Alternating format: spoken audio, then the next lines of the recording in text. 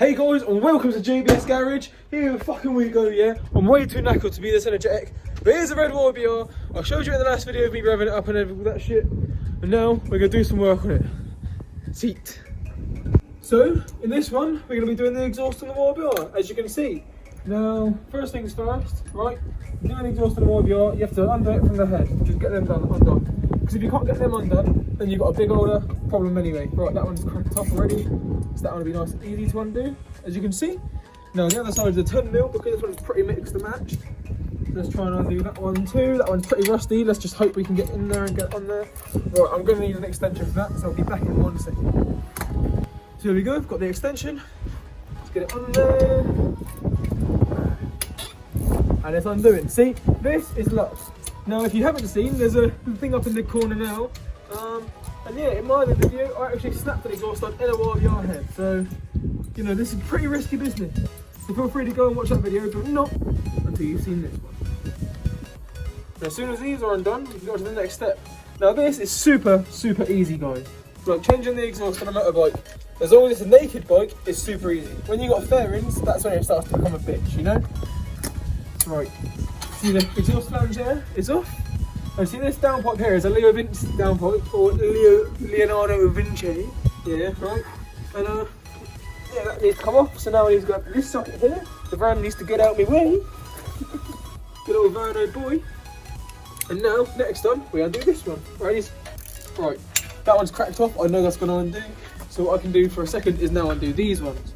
Now, this is literally a bodge job. This is not an exhaust belt. That is actually a spark plug socket. Now, you may be wondering, who on earth would bodge a spark plug socket? Well, actually, in case you guys don't know, this is my old bike. So I actually did that when I had it about a year and a half ago. Now, if you want to see that, I've also got videos of that back in the day when I was doing the clutch and stuff on it. So feel free to watch that. I also fitted a 150 to this engine, and that is still in there to this day. Feel free to watch. But make sure you watch this one first. Nice and easy. 10mm nut is held like captive actually. There goes the end can. You can see the Leo Vinci pipe is actually a different size fitting than a normal end can, so it doesn't actually fit. I had to get an adapter and just jam it in there. And that is how it's been running for so long. Honestly, I don't understand how this bike's been running for so long like it. Now, to get this old nut out, just give it a good old tap out. Finally, undo this bolt here. Now this bolt also holds the brake pedal and everything, so you don't really want to mess around too much in this area. You just want to get it off and put the new one on. Actually saying that, this exhaust doesn't have a bolt hole here, so I am just going to be putting this bolt straight back in as soon as I've taken in the exhaust off. Now you guys should also be replacing the exhaust gasket up here, but I'm not doing that because we're on a budget. And I know it can be reused just about. It's probably got like half a use left in it, so yeah. Right, so one thing I'm going to do is, you see these are mix and match bolts. So I'm going to get 2 alloy bolts quick, new ones, better ones. I'm going to put them on. Right, the centre stand is in the way here, so what I mean for centre stand out of the way. Right, the centre stand is also helping me support the exhaust right now. So one thing I'm going to do first is I'm going to just loosely put an M8 bolt in there. So I'm going to go back to the bolt drawer again. So there you go, got a 10mm M8 bolt right there. And now the exhaust is not going to drop and I'm not going to scratch the brand new shiny exhaust. So I'm going to loosely do that like that for a second. Come back to the front. And now I'm going to put these two in.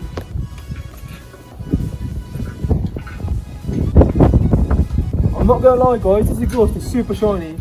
The only reason it's going back to a standard exhaust is because it needs this fresh MOT and it's being sold on. Jake isn't keeping the bike.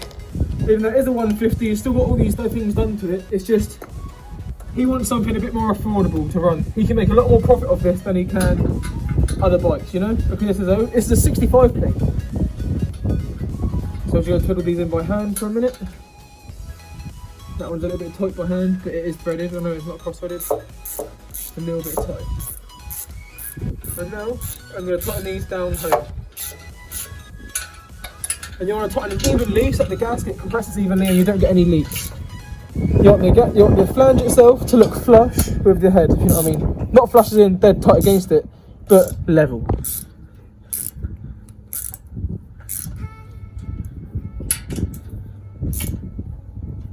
Right, they're both tight. Don't do it super tight. I don't know torque specs because I'm not a genius, but that's that. Now I'm going to come just to the back here.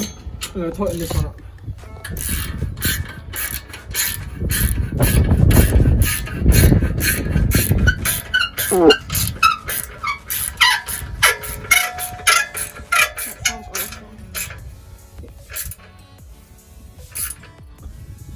So that's that.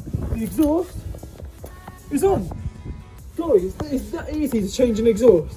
I cannot stress enough how easy this really was to change. Like, that is crazy. But you know what? You guys deserve more. You deserve a lot more than just that. So, we're putting a new battery on. Let's do that. So, one of my generous neighbours just shouts over the fence to me, brought some chips. I said no. So, here we are. This is the battery from the Sinus, and as you can see, it does not fit at all. So I've put the terminals on and just zip tied it in place. Did the job for a few days, but today, just getting the actual battery on. So, yeah. So here you go. I've got a standing go for zip ties. Boom, boom, boom, boom. Oh, that took so much effort. And boom. That's that dangling down. This one here is just an 8mm. I can just undo it like that, pretty loose. These bolts aren't actually for the battery, by the way. I put them in there myself because watch it up. And it's actually held in with a moped panel screw and a moped panel tab at behind it. Because why not?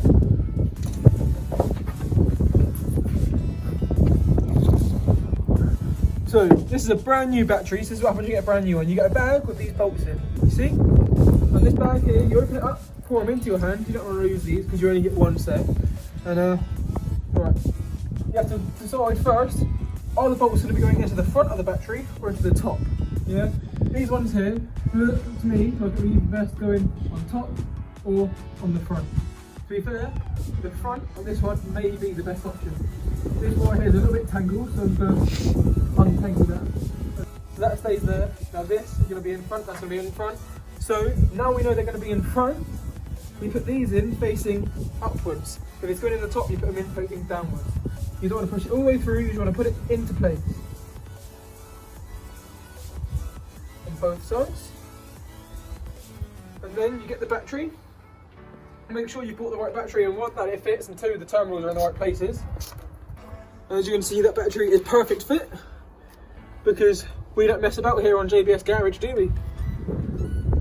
And I'm going to connect the ground, actually, always connect the positive first, just because what you do, it's just common practice.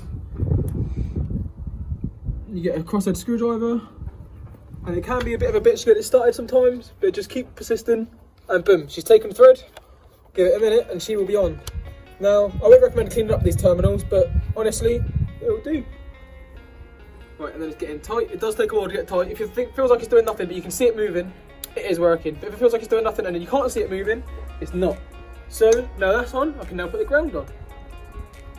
Same as both sides. Nice and easy, you just put it in place and just start twisting and hoping for the best. Just getting it so the terminals look pretty as well, because, you know, well, not look pretty, but, you know, guys. They're both now done up hard, and now it's time for the unveiling. What does it sound like with the new exhaust? Oh, come here a sec, babe. What's going on here? So I've just turned the key on, and the ignition ain't turning on. None of the dash lights coming on. Well, so glad we got a solution for that as well. Next video is we how to replace the ignition barrel on a YBR125. But for now, she's on. Standard exhaust fitted. Well quiet. Even Vern's like, where's the bike? I don't know where it's coming from. This is too quiet for him.